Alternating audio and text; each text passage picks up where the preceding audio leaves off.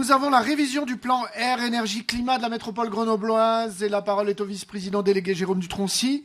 Nous aurons également la désignation au conseil syndical du comité d'orientation du PCAET et nous l'évoquerons après avec les noms des personnes du conseil métropolitain. La parole est au vice-président Dutroncy. Merci Monsieur le Président. Bonjour à tous et à toutes, chers collègues. J'ai pas très souvent l'occasion de parler plan climat à une horaire aussi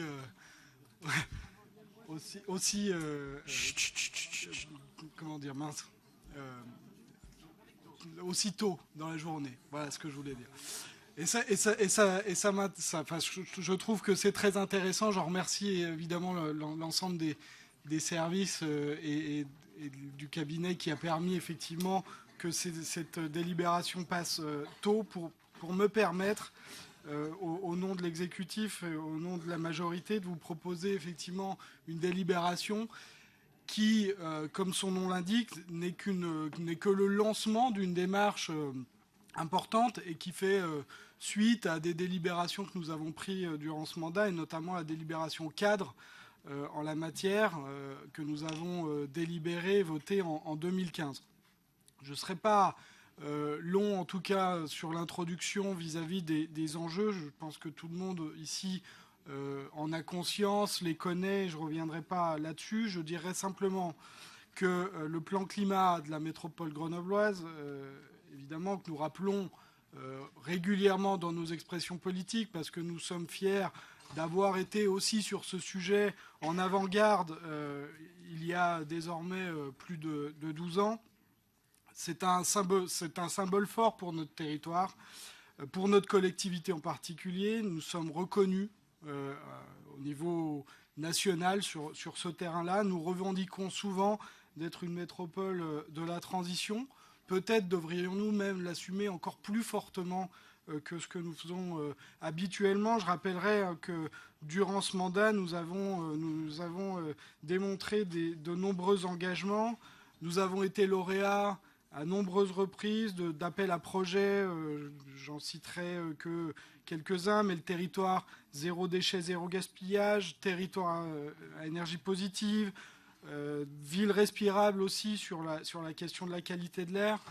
Je rappellerai là non plus pas de manière exhaustive tous les dispositifs importants que nous portons, Murmure 2, la primaire bois, bien sûr les différents schémas directeurs que nous avons récemment débattus et votés dans cette enceinte sur des thématiques comme les mobilités, l'énergie, les déchets, qui sont évidemment des avancées dont nous pouvons nous féliciter et qui sont des points d'appui importants à la démarche que nous lançons aujourd'hui sur la mise à jour du plan climat. Il est aussi de ma responsabilité de dire que ce plan climat, qui est une politique intégrée, en tout cas pensée au départ comme cela, politique aussi de planification, doit le redevenir. Nous avons, en 2015, dans le cadre de notre délibération cadre en la matière, évoqué un certain nombre d'orientations stratégiques sur ces politiques énergie-climat. Et je voudrais les rappeler brièvement, si vous m'en permettez, dire que nous avions évoqué dans cette enceinte le fait que la métropole devait être actrice, responsable, je cite, de cette lutte contre le réchauffement climatique. Elle devait être soucieuse de réorienter nos modes de production, d'échange, de consommation, afin que l'impact sur les écosystèmes soit rendu soutenable, que les enjeux écologiques soient plus fortement pris en compte dans nos documents de planification. Cette mise à jour le permettra, j'espère, de manière concrète, mise en cohérence. Quelque part, cette politique intégrée, c'est une manière de dire on va mettre du climat partout, dans l'ensemble de nos délibérations, dans l'ensemble de nos politiques. On le sait, on en a le souci régulièrement, mais cette mise à jour, ce sera le temps, l'occasion, effectivement, de prendre du recul et de travailler à ça. La métropole exemplaire, donc actrice, exemplaire en se dotant effectivement d'un plan climat qui garantira la réussite d'un projet de transition énergétique et écologique.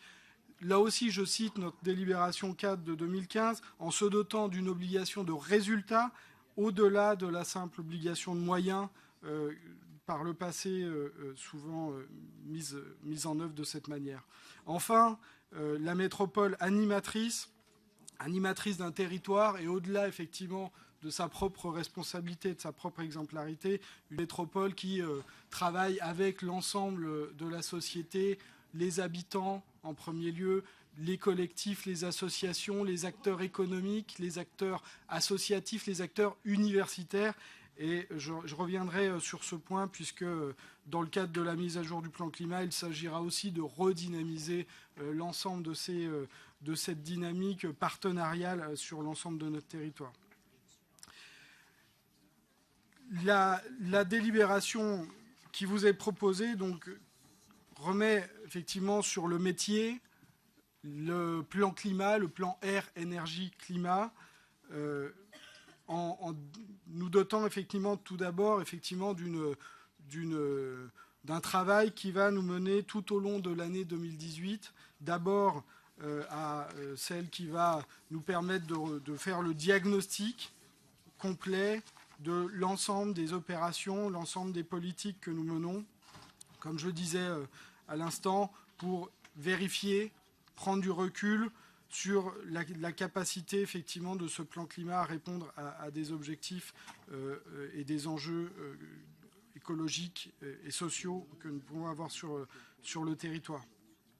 Il mettra aussi en place, en parallèle, la labellisation Citergie, qui sera le pendant de cette politique au niveau interne pour travailler effectivement sur le fait que chacun des services ait des référents à cette politique climatique, puisse suivre un certain nombre d'objectifs internes à notre collectivité.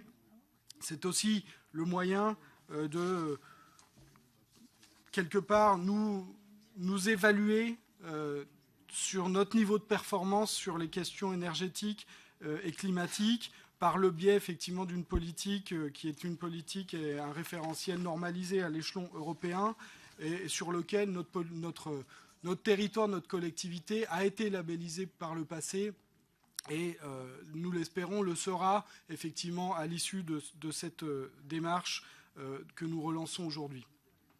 Enfin, cette démarche qui va retravailler sur ce diagnostic, elle nous permettra aussi de remettre en place des orientations stratégiques et un plan d'action que nous l'espérons le plus ambitieux possible. Plan d'action et démarche qui, cette fois-ci, la loi de transition énergétique nous l'oblige, sera un document de planification réglementaire qui se devra être conforme à notre PLUI, conforme au PDU qui sera très bientôt mise en délibération et approuvée par le syndicat mixte des transports en commun. C'est une politique aussi qui nous amènera à une évaluation environnementale et à une concertation réglementaire, une enquête publique à la toute fin de cette démarche. Pour répondre convenablement à ces objectifs et à ces orientations, nous vous proposons aujourd'hui d'abord de considérer le fait que nous avons besoin de redynamiser ce qu'on appelait le comité de pilotage du plan climat, que nous vous proposons de renommer en comité d'orientation de ce plan climat air-énergie qui devient un plan climat air-énergie territorial et qui, par le biais de cette nouvelle instance, ou instance redynamisée, verra un collège des territoires renforcé avec des membres issus à la fois de notre conseil métropolitain, le vice-président aux énergies, moi-même, le président du SMTC, mais aussi des représentants de la région, du département, des communautés de communes voisines, parce que cette politique se doit d'être aussi un point d'appui aux coopérations interterritoriales, les parcs régionaux, naturels régionaux qui nous entourent, le Vercors, la Chartreuse, qui seront aussi invités à siéger avec nous, Je pense aussi au collège des partenaires techniques et financiers, bien sûr, les représentants de l'État, de l'ADEME, de l'Agence locale de l'énergie du climat, d'Atmo Auvergne-Rhône-Alpes et de l'Agence d'urbanisme grenobloise. Un collège des entreprises, puisque je disais aussi en introduction, il est temps de travailler beaucoup plus en articulation avec les acteurs économiques de notre territoire. Ainsi, les bailleurs seront représentés, les chambres consulaires, commerce et industrie bien sûr, mais aussi métiers artisanat, agriculture, le club des entreprises du plan climat. Et enfin, la société civile, avec qui il est temps aussi de travailler en plus grande articulation, faire en sorte que les travaux que nous mènerons transpirent en dehors de nos cercles qui sont parfois un petit peu trop clos, un petit peu trop renfermés. Et ainsi, cette société civile, cette société aussi universitaire sera représentée dans ce comité d'orientation qui rendra des avis en parallèle, effectivement, d'un exécutif qui suivra et arbitrera les propositions qui seront mises aux voix et délibérées par le Conseil souverain à l'échéance de ce travail. La concertation vers le public est évidemment très importante. Nous proposons que le Conseil de développement soit saisi sur ces questions, que les instances consultatives internes à la métropole soient aussi des occasions de débat et de saisie. Et bien sûr, notre politique de participation, puisque la plateforme participative métropolitaine, je l'espère, sera aussi un outil pour dialoguer avec le territoire, avec nos habitants et avec l'ensemble des forces vives de la métropole. Il m'apparaît aussi important qu'un comité de suivi un petit peu restreint soit mis en place avec mes collègues Yannick Olivier et Yann Mungaburu, puisque, comme je l'expliquais, ce document désormais réglementaire devra d'être conforme à notre futur PLUI et au PDU de ce territoire. Et ainsi, il me semble important que nous puissions, nous trois, effectivement, être garants de ce travail-là avec les services, évidemment, concernés. Je terminerai, si vous me permettez, en disant que ce plan climat territorialisé devra s'accompagner aussi d'un certain nombre de nouveaux chantiers, et non des moindres.